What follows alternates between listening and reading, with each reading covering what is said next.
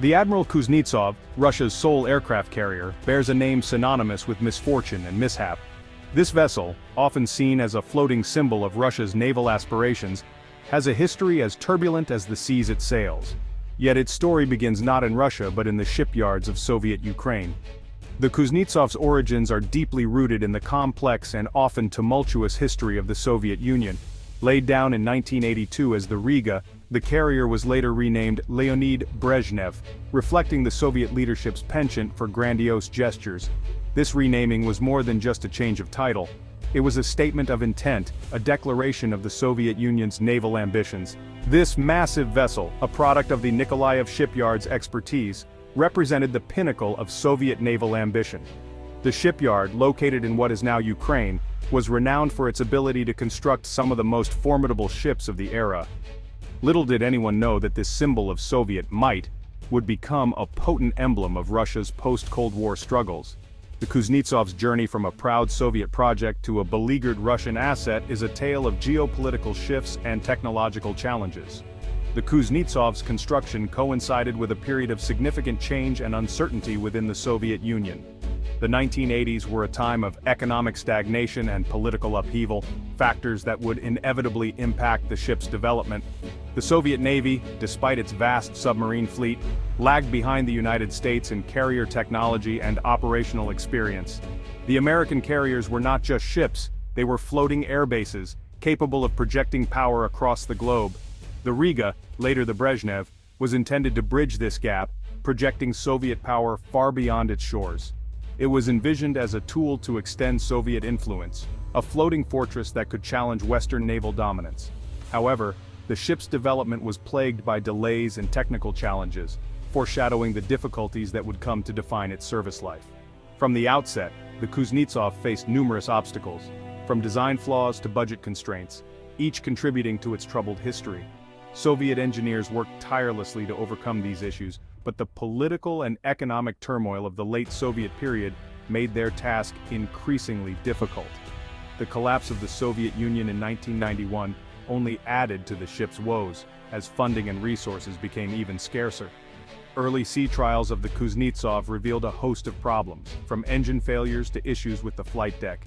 Each trial seemed to uncover new challenges, further delaying the ship's entry into active service. Despite these setbacks, the Kuznetsov remained a key strategic asset for Russia. Naval officers and strategists saw the carrier as essential for maintaining a global presence and protecting national interests. Today, the Kuznetsov continues to serve, albeit with a reputation for being as much a liability as an asset. Its story is a testament to the enduring challenges of naval engineering and the shifting tides of geopolitical power. The Soviet Navy, while formidable in its submarine force, faced inherent limitations in its surface fleet. The Soviet Union invested heavily in its submarine capabilities, creating a fleet that was both vast and technologically advanced. These submarines were designed to challenge Western naval dominance, particularly that of the United States, and to serve as a deterrent during the Cold War. The emphasis on submarines, a cost-effective means of challenging Western naval dominance, came at the expense of developing a robust carrier program. Submarines were seen as a strategic asset that could operate stealthily and deliver powerful strikes, but this focus left a significant gap in the Soviet Navy's surface fleet capabilities. The Riga was meant to address this imbalance, providing the Soviet Navy with a much-needed blue water capability. This aircraft carrier was envisioned as a symbol of Soviet naval power, capable of projecting force far beyond the nation's shores and supporting operations across the globe. However, the project was hampered from the outset by a lack of experience and inadequate infrastructure. The Soviet shipbuilding industry, while capable of producing submarines and smaller vessels, struggled with the complexities of constructing a large and sophisticated aircraft carrier. Soviet shipyards lacked the specialized facilities and skilled labor force needed to construct a vessel as complex as an aircraft carrier. The construction process was plagued by technical difficulties, resource shortages, and inefficiencies that slowed progress and increased costs. This deficiency resulted in construction delays and compromised the quality of the workmanship. The shipyards were often forced to make do with substandard materials and outdated technology, further hindering the project's success. Furthermore, the Soviet Navy lacked a well-defined doctrine for carrier operations, raising questions about the ship's ultimate effectiveness. Without a clear strategy for how to integrate the carrier into their existing naval forces, the Riga's potential was severely limited.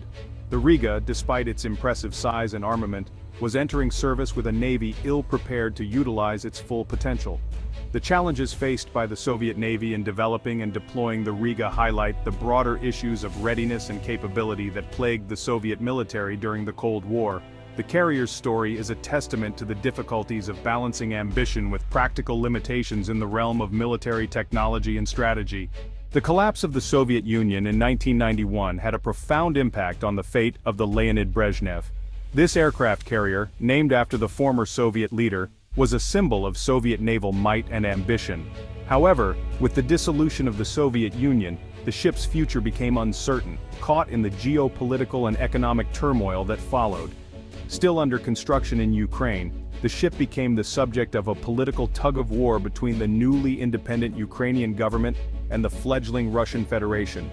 The shipyard in Mykolaiv, where the carrier was being built, found itself at the center of a contentious dispute. Ukraine, asserting its newfound sovereignty, was determined to retain control over the ship, while Russia, eager to maintain its naval dominance, sought to claim it as a successor state to the Soviet Union. Ukraine, facing its own economic hardships, was reluctant to bear the cost of completing the carrier. The country was grappling with severe financial constraints, struggling to stabilize its economy in the wake of independence. The incomplete ship, a massive and costly project, represented a significant burden. Ukrainian officials debated whether to continue construction or to sell the ship to alleviate their economic woes. Russia, on the other hand, was determined to add the ship to its fleet. The Russian Federation, under the leadership of Boris Yeltsin, was keen to project its naval power and assert its status as a major military force. The acquisition of the Leonid Brezhnev, which would later be renamed, was seen as a crucial step in rebuilding and modernizing the Russian Navy. The ship was not just a military asset, it was a symbol of Russia's ambition to reclaim its former glory. In a move that highlighted the complexities of the post-Soviet transition, the ship was renamed Admiral Flota Sovetskogo Soyuza Kuznetsov, a cumbersome moniker honoring the Soviet Navy's legacy. This renaming was more than a mere change of name. It was a statement of intent. It signified Russia's desire to preserve the heritage of the Soviet Navy and to honor the memory of Admiral Kuznetsov, a revered figure in Soviet naval history. This renaming, while seemingly a symbolic gesture, reflected Russia's determination to preserve its naval heritage and assert its position as the successor state to the Soviet Union. The name Admiral Flota Sovetskogo Soyuza Kuznetsov was a nod to the past, a recognition of the achievements and traditions of the Soviet Navy. It was also a declaration of Russia's intent to continue those traditions and to build a powerful and modern navy. The Kuznetsov, as it came to be known, was no longer just a warship. It was a potent symbol of national pride and ambition. For Russia, the carrier represented more than military capability.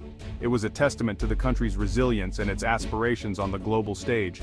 The Kuznetsov became a flagship of the Russian Navy, embodying the spirit of a nation determined to forge a new path while honoring its storied past.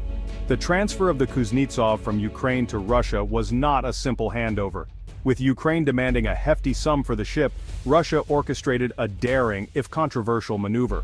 Under the guise of sea trials, the Kuznetsov, with a skeleton crew and minimal armament, set sail from the Black Sea. Its destination, the Russian naval base at Severomorsk, beyond Ukraine's reach. This audacious move, tantamount to spiriting away a national treasure, strained relations between Russia and Ukraine. It also underscored the strategic importance Russia placed on the carrier, despite its incomplete state and uncertain future. The Kuznetsov's arrival in Severomorsk marked the beginning of a new chapter in its troubled history, one marked by ongoing technical challenges, financial constraints, and a relentless string of mishaps.